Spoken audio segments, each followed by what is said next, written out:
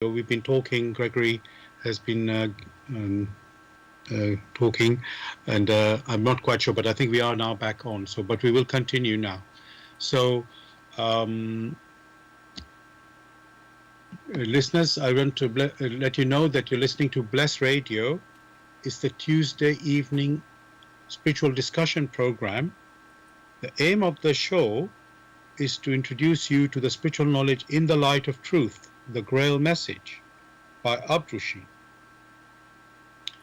And if you are interested in knowing more about the Grail Message or want to get a copy of the Grail Message for yourself, you can go to this website, which is www.grailmessage.com. I'll spell that. www.grail, Grail, message, MESSAGE.com. And the topic we are discussing tonight is all for one and 4479 39 641 958. You can call, text, or use WhatsApp.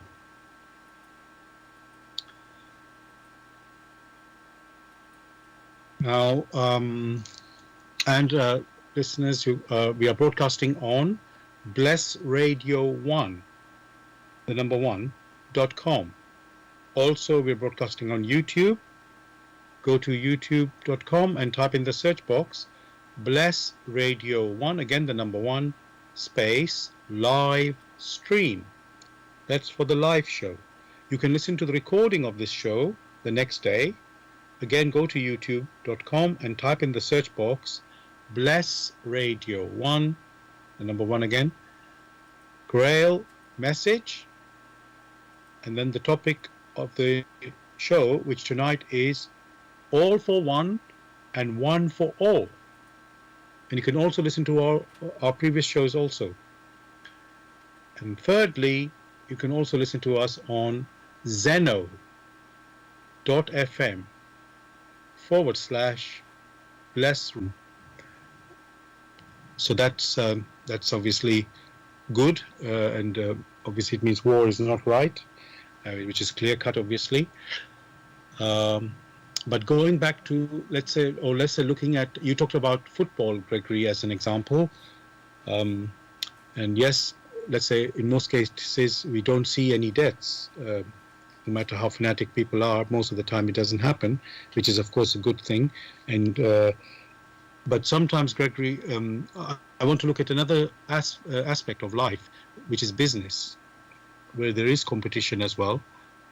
And sometimes we find that if let's say in one particular field, there are, let's say, maybe 10 companies, some are large, some are small, and one has a, let's say, not a monopoly, but a very large part of the market, and then it feels that it wants to be, like, remove the competition, if I can say, or cut out the competition. Cut out, now, what do we mean by that? So, Gregory, sometimes it means they take over a company, which you could consider, I don't know if that's like a friendly way to do it, or in other times, Gregory, they undermine, you could say, the competition through reducing the prices or some other, whatever means it is, which, Gregory, can lead to the, I will call, destruction of their competition. So again, Gregory, now this phrase, all for one and one for all, you wouldn't expect in business that they would follow that philosophy, or that, that philosophy, I can use that word, I think. So my question on that, Gregory, is that right, that in business, that it all for one and one for all does not apply?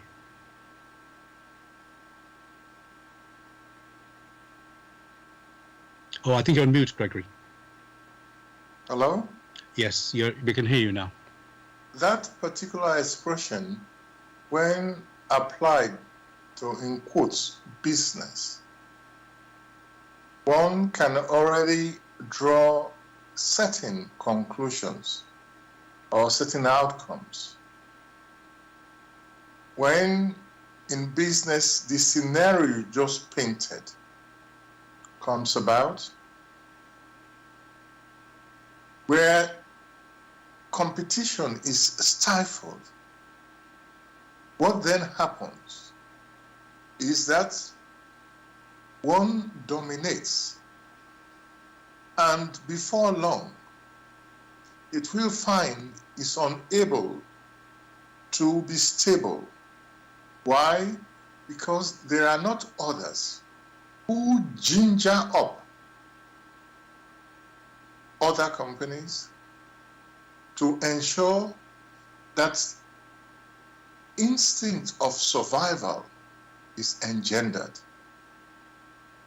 Those who talk of monopolies, where it is they alone who know, who have the solutions, they had better look at countries where we have dictators, where the dictator, instead of allowing others to participate and sharpen their skills, he or she destroys all healthy competition. Before long, the healthy competition which would have arisen within the society dies out. And when challenges come from the outside, those who would have awakened to those challenges are no more. You yourself just use example of war, where one first destroyed the competition in their particular countries, and many had to remain silent. Having done that, went ahead to annex other countries to ensure dictatorship.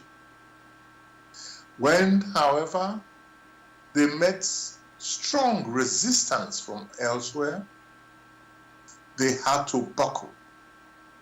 Then you ask yourself, not others, each personality must ask themselves, is it wisdom to ensure there is no competition?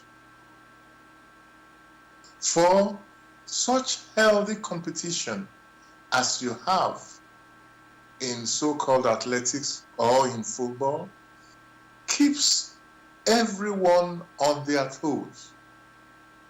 But if others are suppressed, it means that inner mobility, we search for other ways of surviving, is stifled. The human spirit must not be put down in its efforts to become self-conscious. Different personalities follow different routes. They cannot follow the same route, and that is why they are different personalities. However, they can accumulate. In the accumulation of human personalities in different environments, then you have communities. From communities, you now have towns, and then cities, and then nations. If, however, all healthy competitions are stifled, and people do not have any way to express themselves, what then happens in that scenario is deep within there will be resentment. These resentments build up and excite the people. Hatred is what is engendered by such suppression. And before long, they will have to overcome whoever had placed such restrictions on their path, because the human personality is granted the free will.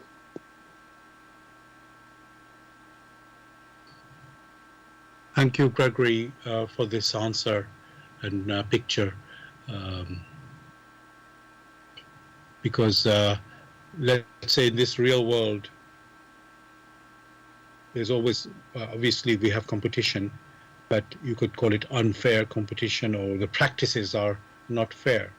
And it leads to destruction. Yes, may not cause death of people, but definitely you could say death of another business, or economic suffering of those companies that lose out, you can say. So and that's definitely not all for one and one for all. But as you have mentioned here, healthy competition is good, and because it keep us on our toes and make us strong and continue to develop and grow. What nature, you see that in nature. I know the animal kingdom is a bit different in its nature direct compared to us human beings, but we are also working with nature, so we'll have to live through nature's in a natural world, let's call it, and so we must align with the natural laws there. Now, Gregory, there's another thing about, you could say, business I want to bring up. There's so many things going on in the news which are very interesting. So again, currently in the UK, Gregory, it was meant to be a policy that a new policy where supermarkets have been selling, you could call it junk food or processed food, let's call it, with offers like buy one, get one free. And it was proposed to ban that and this time, let's say now in the next month or so. But because of this other crisis of the cost of living crisis, as we call it, where prices are really rising of food and everything, basically, energy, everything's rising, but the income is not rising. So the government has decided, okay, we won't implement this measure to ban the buy one, get one free on these unhealthy products. Maybe we will do it next year. And there's been a lot of criticism. And it was quite a revolutionary thing, Gregory, to have this policy, because, as you know, these, Gregory, what people are very attracted to these offers. Another, you could call it sales, I don't want to use the word gimmick, but tactic to sell products. And here's something unhealthy, which is leading to obesity amongst children and, of course, adults as well. So and which has a terrible impact on the health in future life. So the question I want to ask on that, Gregory, when well, maybe there's quite a few questions in my head actually.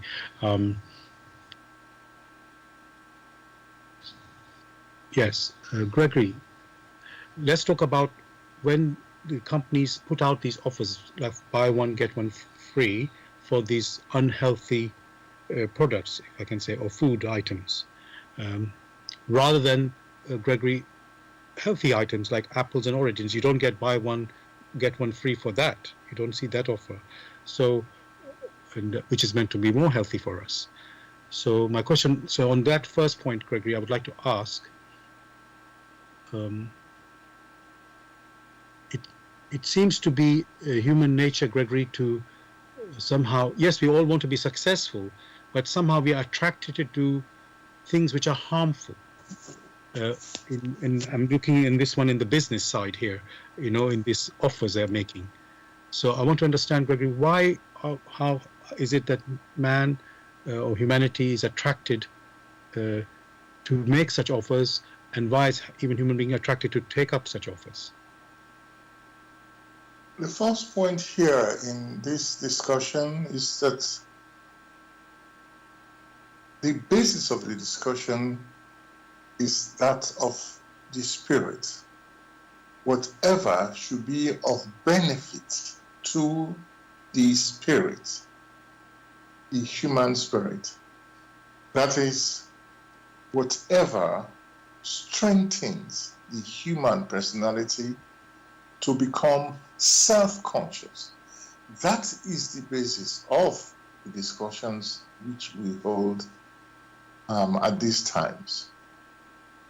And that which is of benefit to the individual, to the fledgling individual, whatever is of benefit to the spirit should be considered first, not that which changes every second and has no direction. The question each person must ask themselves: the policies, are they of benefit to the individual human personality? If yes, then it is well and good. If no, then they should desist from it. It is not within our remit to advise government how they must think or act. For whoever wishes to be in government must understand the responsibilities that have accrued from being in government. For these responsibilities or the reciprocal actions which arise from their activities, these reciprocal actions could be immediate, could be here on earth, or could be hereafter, for they take effect.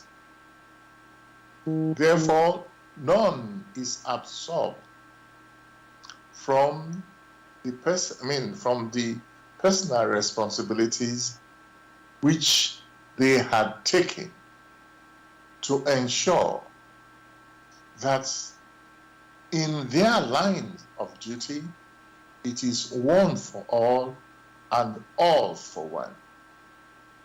What pertains to government also appertains to parenting, appertains to all those who take responsibilities in their activities where the human personality is supposed to be ennobled. If many have already seen that the policies you just mentioned are ignoble, then they have drawn a conclusion which is of benefit to themselves. Having experienced these ignoble activities, it is the duty of man to ensure that they themselves never engage in it. Thank you for your answer, Gregory. And I know you said, of course, the basis of our discussions are spiritual. And my point of talking about this question was because we need food to sustain ourselves. And obviously the spirit cannot function, let's say, optimally if it doesn't have the right healthy food. And here in business, they're providing the food, which can be healthy or unhealthy. And surely, you could say, as our topic is all for one, one for all, it should be in everybody's interests, business and public, if I can say that way, to produce things which are beneficial to everyone, so they can make money. Business can make money, but the thing is, it must benefit rather than produce harm, as I say, which. So I hear you. We are not trying to give government advice or tell them what the government should do, but looking at it from the spiritual point, that as you pointed out, Gregory, the benefit must be for the spirit. And I can pretty much say that that is not normally a consideration in these business sort of policies. Maybe that's the way to say. Even I don't think they know what is spirit, if I'm honest. So, but Gregory, knowing those points that you and I have just brought up, how can is it, Gregory, individuals have to come to sort of consciousness of these matters, or can countries also come to the leaders come to the same recognition themselves? Because I want to find out who's got the responsibility here. Is it individual responsibility or for ourselves in our lives, or the government also has a responsibility? The so-called government is an accumulation of individuals within the community that have set up structures in accordance with their spiritual maturity.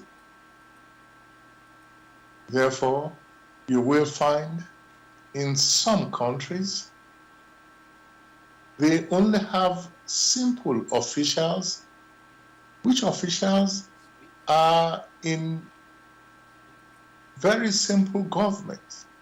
You do not hear of a head of state or of a prime minister or president. Yet these nations are still very well governed, and they still follow all for one and one for all. These things abound here and there. It depends on the collective maturity. For a more mature people will set up structures which reflect all for one and one for all. For can you have a nation where there are no human personalities? So it must be considered very carefully. The sorts of structures which have been put in place will be dependent on the collective spiritual maturity.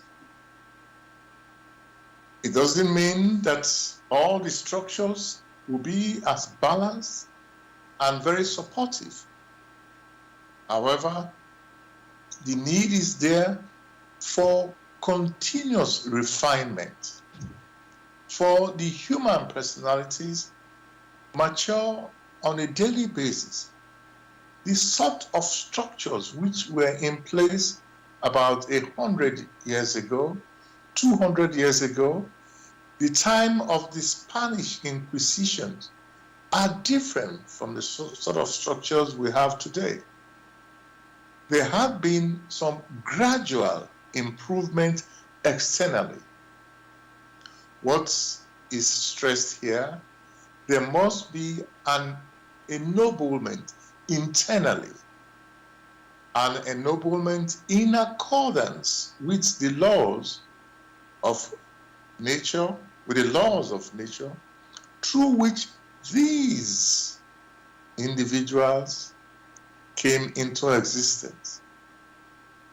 So, the more matured a people are, the more durable will be the structures they will put in place, which will be of support to all, rather than of support to very few. Thank you so much for your answer, Gregory. It's really, as you're pointing to, that we must realize, the real core of, what our life is about, which is a spiritual understanding and spiritual growth. And until that becomes the focus, you could say we will be I don't know how to put it, going in circles or, not actually achieving what our goal is. And I won't say more right now. I just want to let listeners know you're listening to Bless Radio. This is the spiritual discussion program. The aim of the show is to introduce you to the spiritual knowledge in the light of truth, the Grail Message by Abdrusheen. And if you are interested in knowing more about the Grail Message or want to get a copy of the Grail Message for yourself, you can go to this website, which is www.grailmessage.com. I'll spell that. www.grail, Grail, message, MESSAGE.com. And the discussion we're having tonight is on the topic of all for one and one for all. You are welcome to join us with any questions or comments by contacting us on our UK number, which is 079 39 641 958. You can call, text or use WhatsApp. And if you're outside of UK, it is 0044 79 39 641 958. Again, you can call, text or use WhatsApp. And we are broadcasting on Bless Radio 1, the number 1.com. You can also listen to us on YouTube. Go to youtube.com and type in the search box Bless Radio 1, the number 1 again, space, live stream. And also you can listen to a recording of this show the next day. Again on YouTube, go to youtube.com and type in the search box Bless Radio 1, that's the number 1 again, space, Grail Message, space, the topic of the show, which tonight is all for one and one for all. And of course you can listen to our previous shows as well. Thirdly, we're broadcasting on zeno.fm/Bless Radio 1. Zeno is ZENO.fm/Bless Radio 1. That's the number 1. Gregory,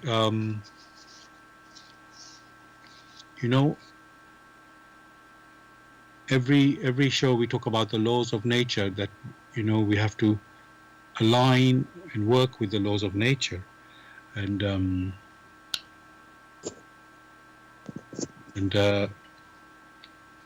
we human beings came through nature. That's how everything came through nature that exists.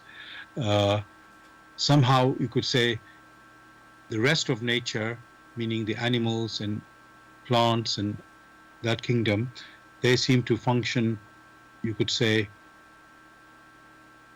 effectively and productively and beneficially.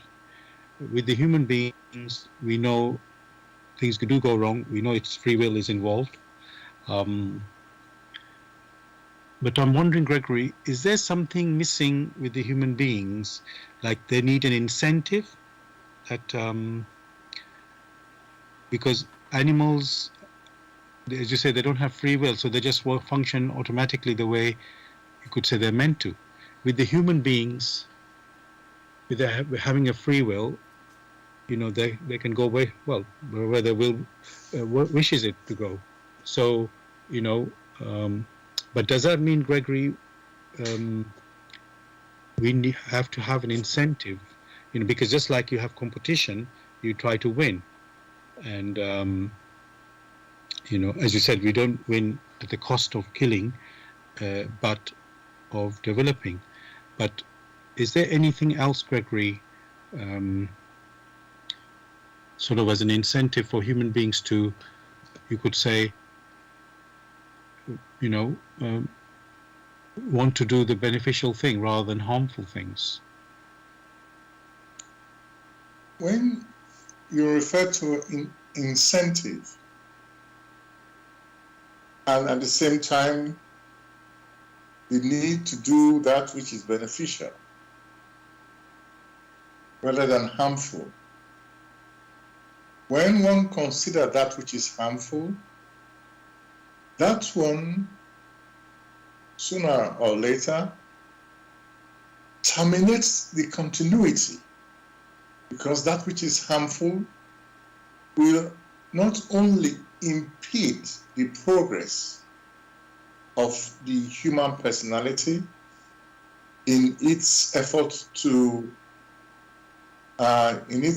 of self-improvement, but also before long will put a halt, albeit gradually, to any progress at all. Therefore, even within nature, there are incentives that urge for further investigation, for further unfolding of the skills. This urge has always been there, but the human personality is free to choose, is free to heed the urge or not to heed the urge. The variations you find within the human, amongst the human personalities, is how they themselves are making use of this free will for their own self-improvement. By self-improvement, one is referring to the inner self, which is of spirit. So the need is always there. The urging is always there. However, if the human personality ignores the urging, the gentle urgings, which makes up one's conscience, ignores all the urgings from nature, the vibrant colors that nature provides, the beauty that nature provides, all these ones are urgings. Also in the case of music, in all the activities of man, one will find that the intuition points to further improvement, to further ennoblement. All these are incentive to push the human personality forward. Pushing the human personality forward in accordance with the will that even granted them the opportunity in this world of matter. It was these initial urgings that happened, that forms a cry of help at the initial stage. And that's fired, let there be light, such that these inner urgings of these spirit germs, of these spirit seed grains, those urgings may come to maturity due to the opportunities that the light is able to grant. And that was why you now have subsequently the animistic realm, and the world of matter was prepared. That itself was an incentive. and finally here on earth was prepared. That in itself is an incentive. And when man then incarnated on earth, the intellect was also granted to it. Its mode of communication, the spiritual mode of communication, which is the intuition, all this, the intuitions and the intellect, these are incentives. Man did not incarnate here alone. There are others like him who are striving to become self-conscious. And these, in accordance with the will of the Lord Almighty, accumulates in places. That is also an incentive for further progress. The laws of nature, which are also the laws of creation, through which even the human personality came into existence, these form the driving incentives for continuous improvement. So the incentives have always been there, but man has free will. To be or not to be is in the hand of the human personality who have been granted so much, to whom much have been given, much is expected. That is the law. Thank you so much, Gregory, for your answer, explanation, and the picture you have built there. It's clear, really. I mean, the topic we have chosen tonight, all for one and one for all, it just aligns 100% with, as you have said, developing our talents and abilities, every human person individually and as a, you could say, race or group of people has that inner desire to do that.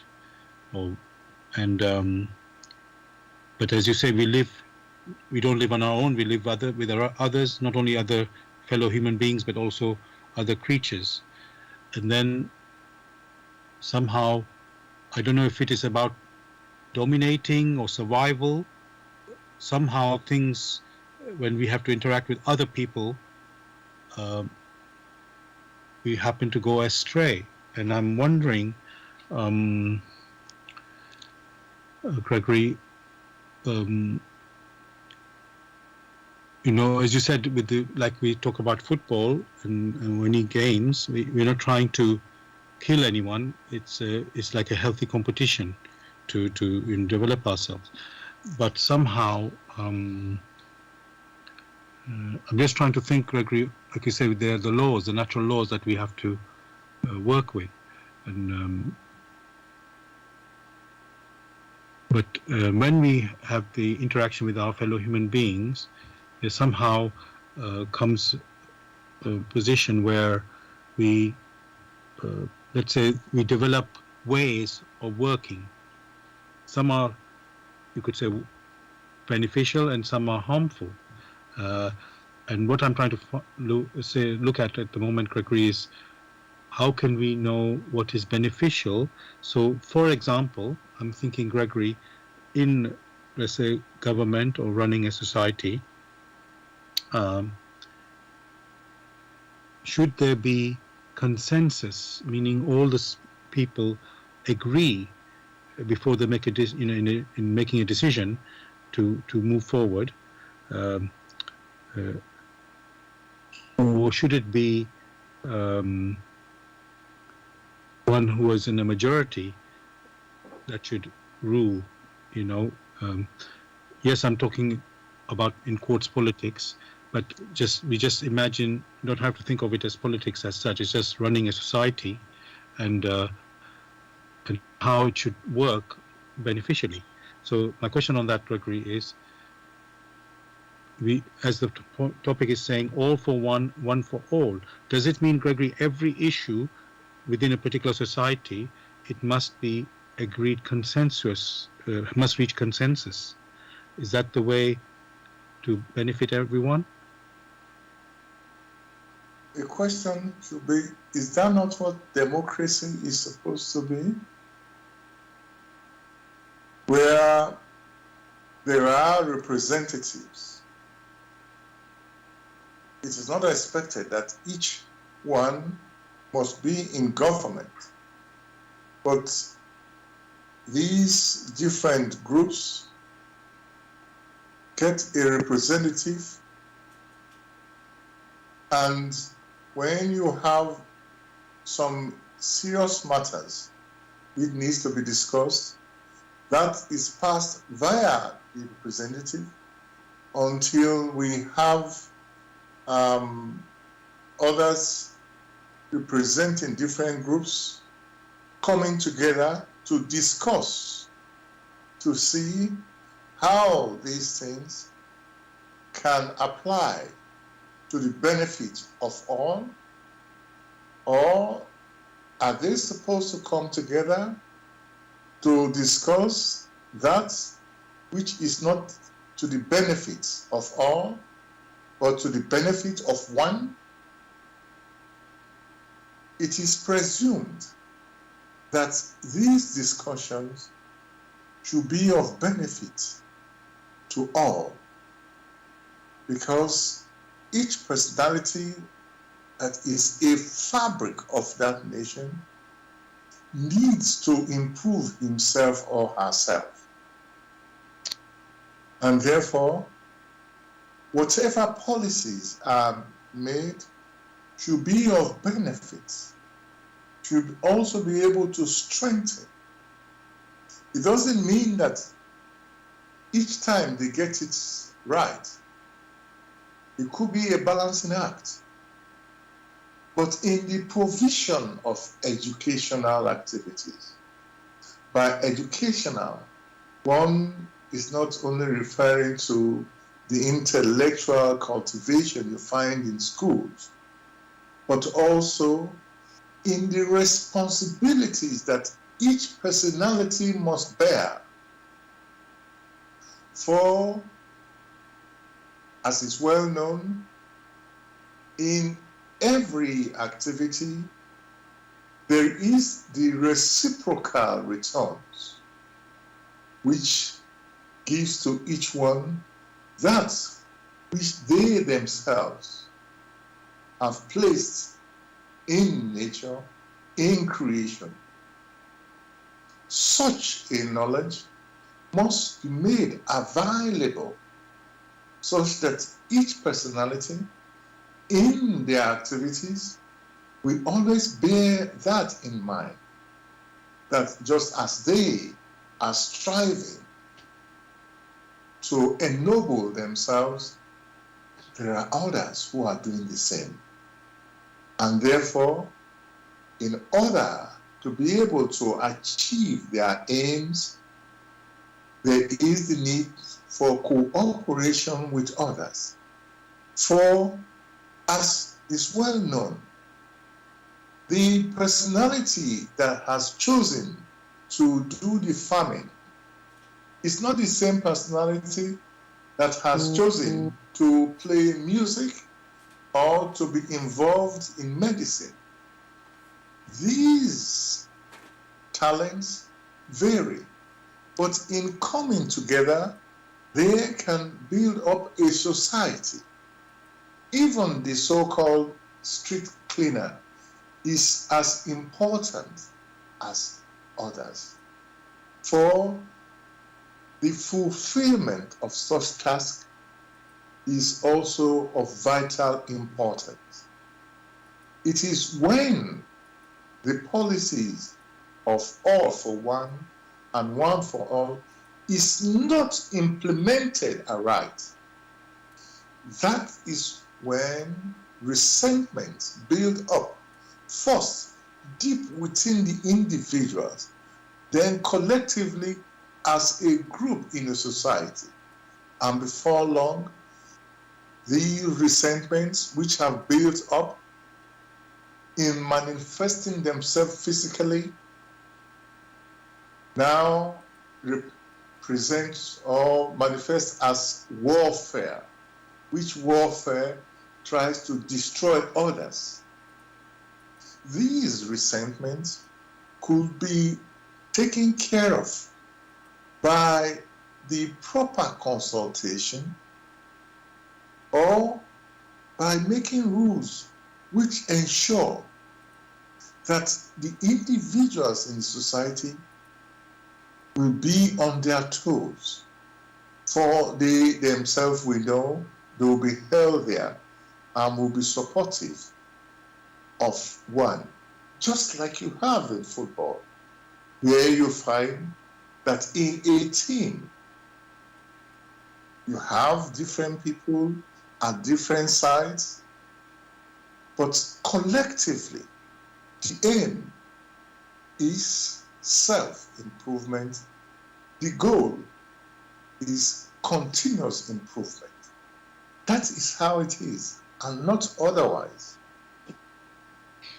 Thank you, Gregory, for your answer again, Gregory. You know, what we have been discussing, let's say, up to now, is like the ideal picture of how the world should be.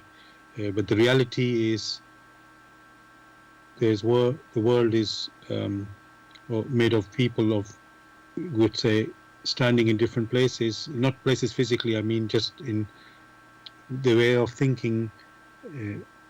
Some of it is beneficial, some of it is harmful. And so the world is full of such people. You know, from that, if I can say, use the word variety of such people. And then again, just looking as an example with the Ukraine war right now, certain countries have decided, oh, we will put sanctions on this invading country, you know, economic sanctions and other sanctions. Now,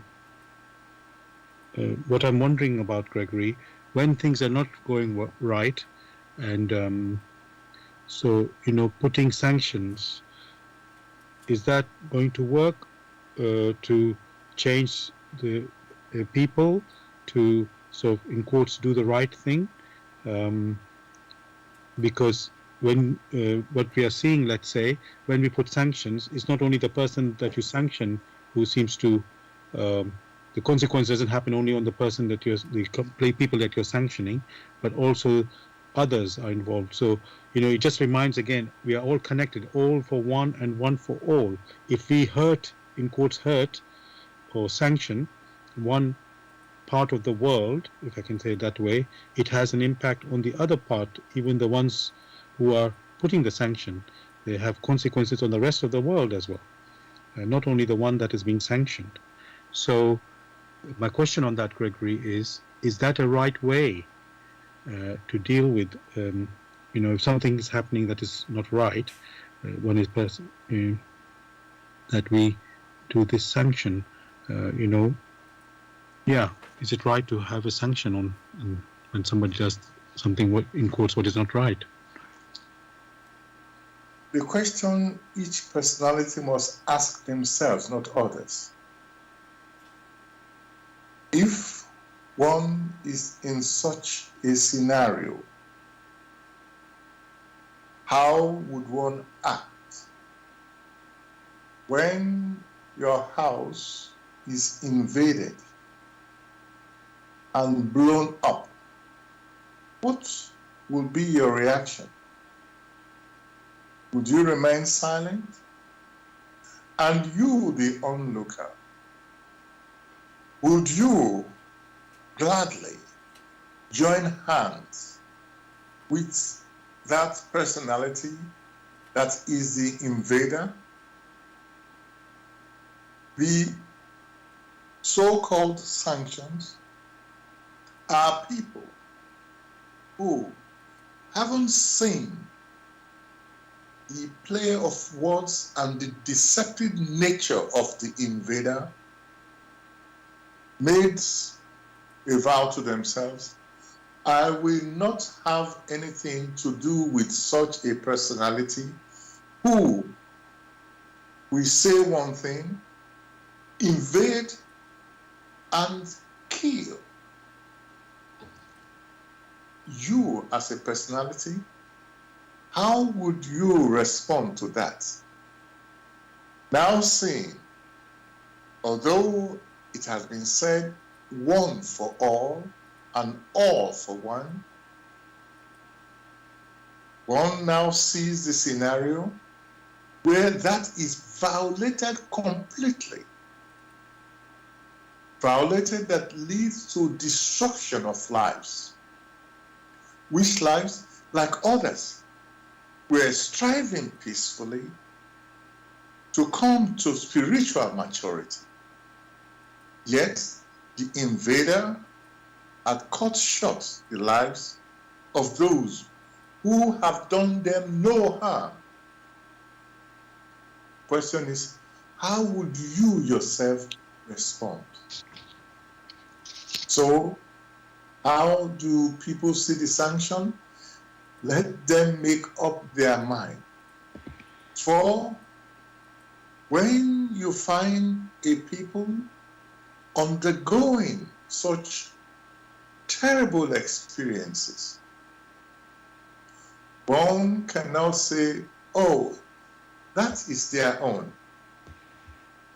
It has nothing to do with me.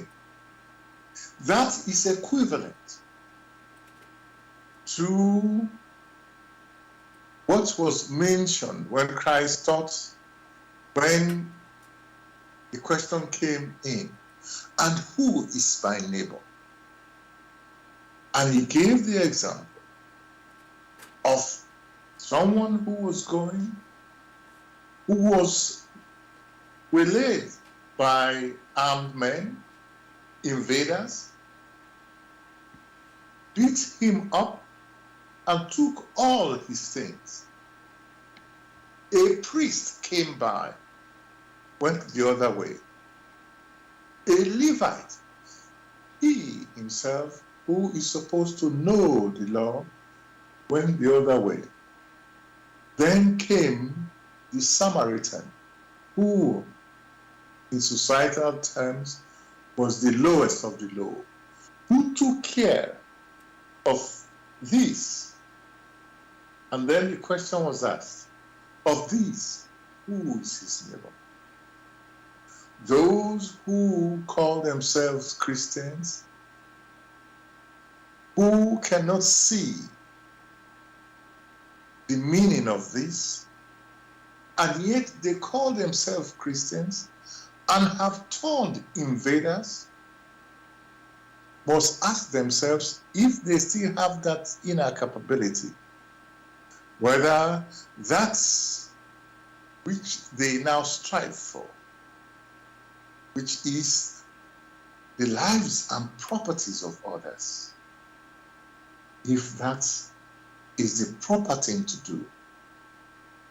So it becomes very clear, it's a no-brainer. Just as those who invaded would not want those they invaded to invade them, then they must be very careful.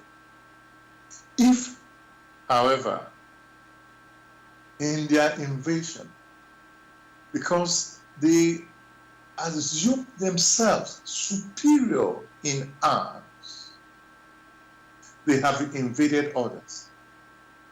If the others had better arms than them and decided to respond in vicious type of response, what do you think could have happened? Violence has never been right. The might of arms has never been right. It only shows you the weakness. So he or she who invades another because he or she thinks he is right must be morally very weak. For the need is always there to support and help in the upbuilding of thy neighbor, not in the destruction. Would the invader look at the others and see the destruction they have wrought in that country and turn round and say the Lord asked them to do it? Would that have been the will of the Almighty? These are the questions each personality must ask themselves, not ask others, such that they need to learn from the lessons. Thank you so much, Gregory, for your answer and explanation and the picture that you've painted again. It's quite clear, really, that, there's love and justice, and you can't separate the two. People say they're looking for unity, peace, but all this must work together, like we have said, all for one and one for all. You can't separate any of these elements when we consider, you could say, our lives, and our activities. Dear listeners, you're listening to Bless Radio. It's the Tuesday evening spiritual discussion program from 6 p.m. to 8 p.m. UK time. The aim of the show is to introduce you to the spiritual knowledge in the light of truth, the Grail Message by Uprushin. If you are interested in knowing more about the Grail Message or want to get a copy of the Grail Message, you can go to this website, which is www.grailmessage.com. I'll spell that, www.grail, message.com. And the topic we're discussing tonight is all for one and one for all. You're welcome to join us with any questions or comments. You can contact us on our UK number, which is 07939 641 958. You can call, text, or use WhatsApp. And if you're outside of UK, it is 0044 79 39 641 958. Again, you can call, text, or use WhatsApp. And we are broadcasting on Bless Radio 1, the number 1.com. Also, you can listen to us on YouTube. Go to youtube.com and type in the search box Bless Radio 1, the number 1 again, space live stream. That's for the live show. You can listen to the recording of this show also on YouTube. Go to youtube.com and type in the search box Bless Radio 1, the number 1 again, space Grail Message, space the topic of the show, which tonight is all for one and one for all. And of course, you can listen to our previous shows as well. Thirdly, we are broadcasting on Zeno.fm/Bless Radio 1. Zeno is ZENO.fm/Bless Radio 1. That's the number 1. Gregory, earlier on we talked about maturity. Each person has their own maturity, and the people around have different maturities, and even different countries or groups of people have different maturities. And so, Gregory, we are living with people around us with all different maturities. And we mentioned earlier about consensus. because it's all for one and one for all. So we look for benefit when we make a decision. It should be benefiting all of us. And my thinking, Gregory, on that is, thinking when we now take into account about spiritual maturity, or which varies within individual group of people. Is it possible, Gregory, that people with different maturities can really work together? Because you can only act according to what you see, and this is not to put person down, but somebody who's more mature, let's say he's more wise, he or she, and so he's not trying to put another person down, and so coming to a consensus or an agreement about some issue, it's like difficult, you would say, to show someone else the more wise one, and that's why we say people are wise, or the ruler is supposed to be wise, or the judge is supposed to be wise. So somebody who in courts who's supposed to be in charge should be wise. And so what I'm thinking, Gregory, is it possible really, when you have people of different maturity, to come to consensus? Of course it is. The challenge has been always that of a balancing act. For, strictly speaking, not all peoples of the earth are of the same maturity. No two human personalities here on earth are basically of the same maturity. There are always shades of maturity. But these shades of maturity should be used in such a way that it becomes of benefit. For instance, when one considers music, you have a variety of instruments. Those of very high frequency, those not so high, those of low frequency. Yet, the arrangement, when played side by side, gives or provides harmony. And that is why one finds that once it concerns music, many, although they be of different maturity, easily can associate with such pieces of music. Therefore, the activities of men here on earth, the challenges which they themselves face, challenges which they wish to find solutions for, must be such that things are arranged such that side by side things can be improved. It is when these challenges are placed one above the other and it is said, this is not important, this is important.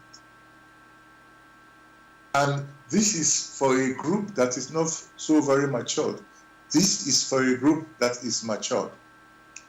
A simple example, you would not consider yourself of the same maturity with a dog. Never would any person do that. However, the services a guide dog offers compels the human personality to show respect to the guide dog. For the guide dog, when trained properly, you would not say, oh, it's only a dog, and therefore I will not follow the dog. The same thing with animals.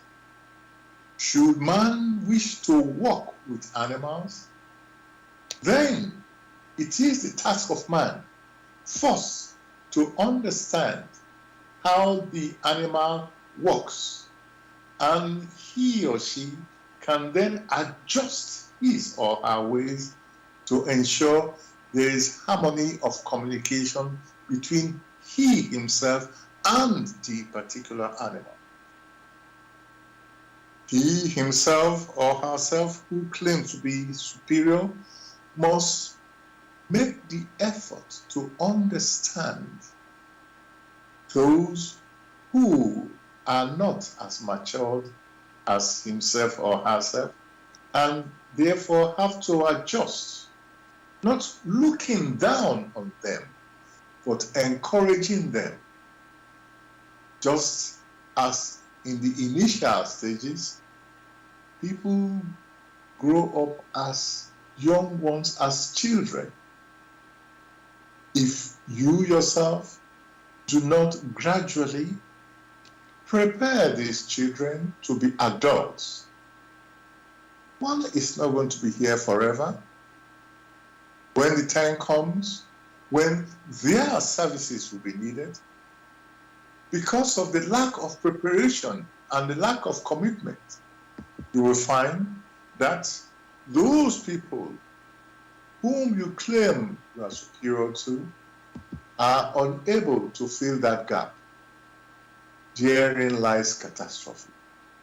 Therefore, the expression one for all and all for one calls for respect, calls for humility, and calls for selflessness, calls for courage and skill, calls for compassion. For only through these virtues is the human personality able to come to an understanding of the activities in creation, in nature. Thank you again, Gregory, for this answer. You know, as you've been saying earlier, we need to put ourselves in these situations, to answer the questions ourselves, and then things will come to clarity about them, and because then we have to deal with it. So thank you for this. Now, there's another statement of Jesus, Gregory, which says, "Love your enemies," and I want to just read something from the Bible where that has been said. So this is from Matthew chapter 5, verse 43 to 48. So I'm going to read now from the Bible, New Testament, Mark chapter 5. Oh, sorry, I keep making a mistake there. It's Matthew chapter 5, apologies. It's Matthew chapter 5, verse 43 to 48, and it's been titled, "Love Your Enemies." "You have heard that it was said, 'You shall love your neighbor and hate your enemy.'" This is Jesus speaking, by the way. "But I say to you, love your enemies, bless those who curse you, do good to those who hate you, and pray for those who spitefully use you and persecute you, that you may be the sons of your Father in heaven. For he makes his sun rise on the evil and on the good, and sends rain on the just and on the unjust. For if you love those who love you, what reward have you? Do not even the tax collectors do the same? And if you greet your brethren only, what do you do more than others? Do not even the tax collectors do so? Therefore, you shall be perfect, just as your Father in heaven is perfect." Gregory, this is, let's say, incredible words from Jesus here. Love your enemies. it sounds so contradictory when you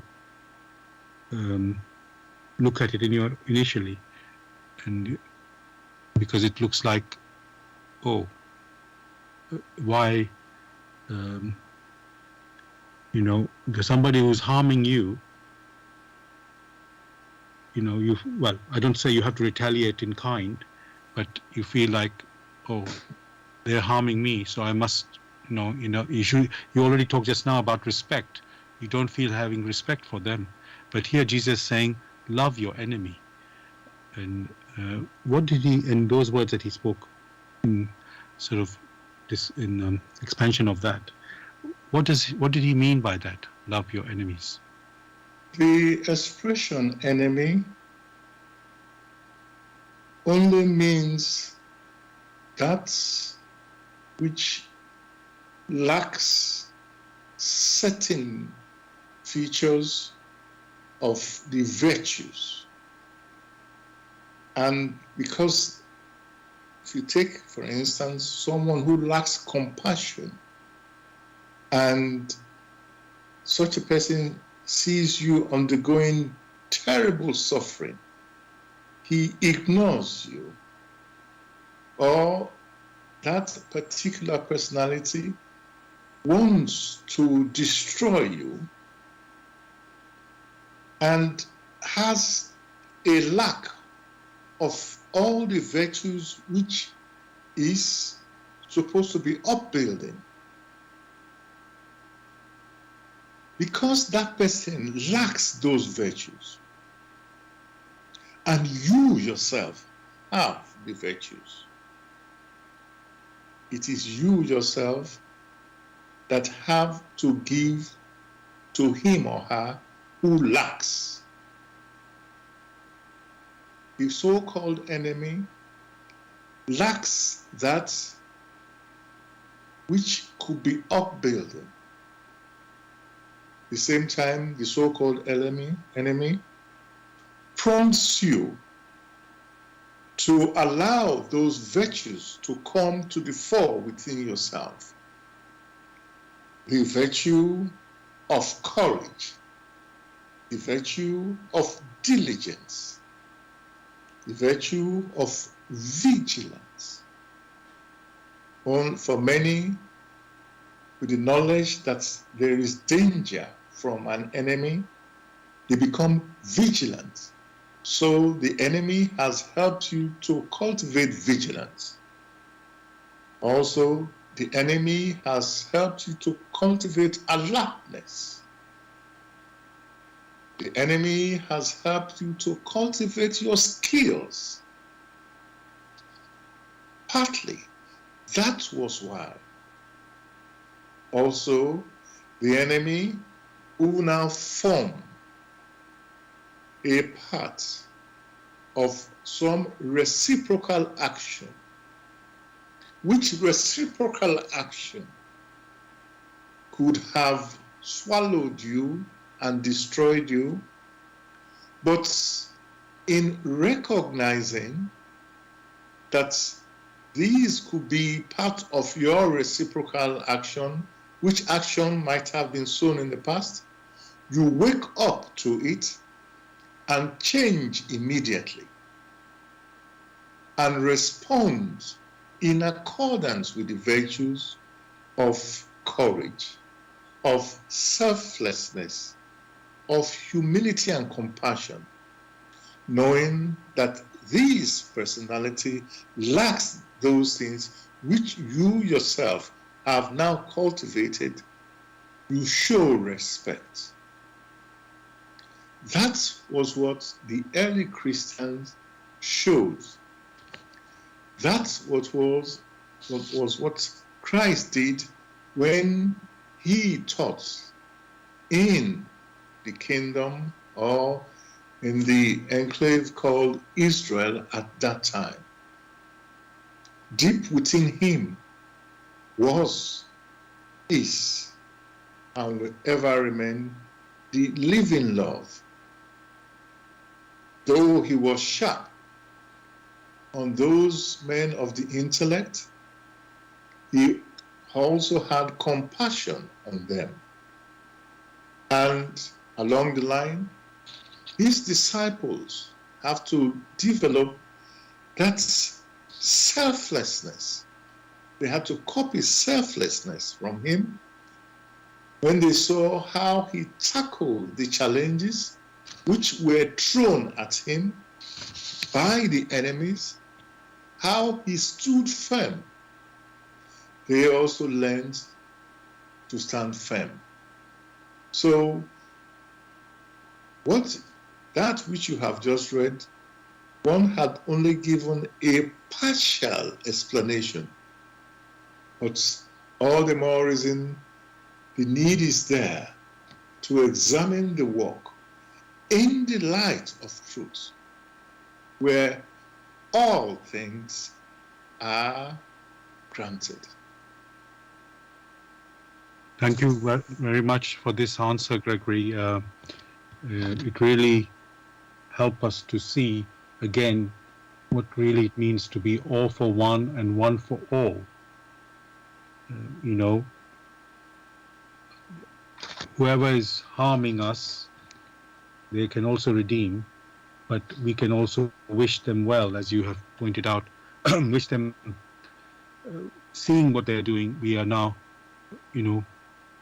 send them good wishes to, for them to see it as well. And, so they also can save themselves. So we don't have to, excuse me, sir, we don't have to behave the way they do when they harm others.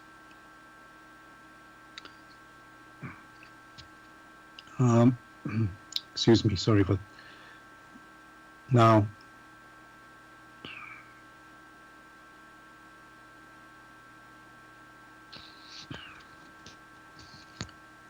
Gregory, I know we're coming to the end of the show. I just want to say maybe just one question now.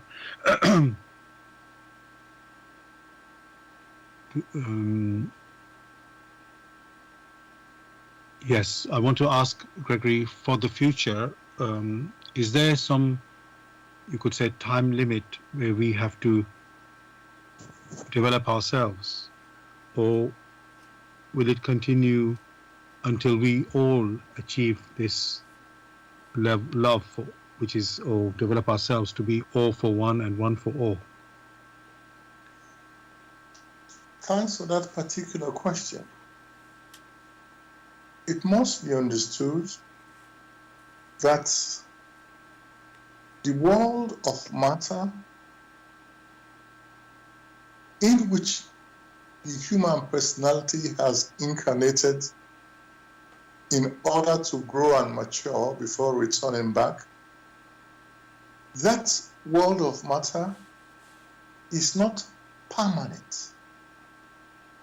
The world of matter at the initial stages, we have the integration of different elements, the integration of different forces. And these integration produce structures. These structures is what manifests, as you find it, as the so-called elements, as compounds, and the earth, the wind, all that you find in, these are structures that have come in place due to the activities of those who maintain the work of creation. However, the world of matter is temporal.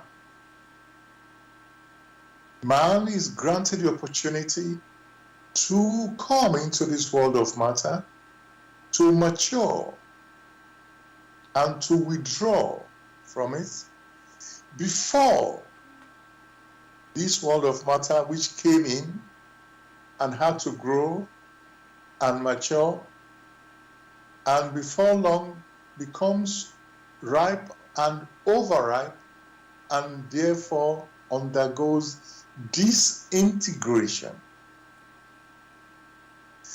within the period of coming into existence of the world of matter and its disintegration or dissolution to its primeval part, it is expected that the human personality or the spirit seed grain would have matured. That means would have attained that self-consciousness which is required in order to go back home in the world of the spirit as a self-conscious human personality. If, however, is unable to achieve that and still holds back into the world of matter, then in the disintegration of the world of matter, the human personality is drawn along, and the human form that it has now will also disintegrate. That human form will be lost, and it is then forced back as a human spirit or as a human seed grain, the way it came. That means its effort has been in vain, for it was unable to achieve that which will be of joyful and permanent benefit to it. Therefore, it had to go back again as an unconscious spirit gem. That is the picture. And that is why, although the time span might seem so big, the human personality need to make haste. First, in understanding the laws through which it came into existence, adjust itself to ensure that the reciprocal action, when they come, it would have matured to such an extent that it will be found worthy to return back home as a self-conscious human spirit, where the joys of paradise await it. Else, to go back as an unconscious spirit gem, just the way it came initially. Thank you so much, Gregory, for that answer. We have now come to the end of the show, listeners. Hope you've enjoyed the discussion on the topic of all for one and one for all. Gregory, anything you'd like to say to the listeners to say goodbye? Wish them a beautiful week. Thank you. From me, listeners, just to remind you, if you are interested in knowing more about the Grail Message or want to get a copy of the Grail Message, you can go to this website, which is www.grailmessage.com. I'll spell that: www.grail, Grail message, MESSAGE.com. We'll be back again as usual next Tuesday from 6 p.m. to 8 p.m. UK time with another topic. I wish you all a great week. God bless.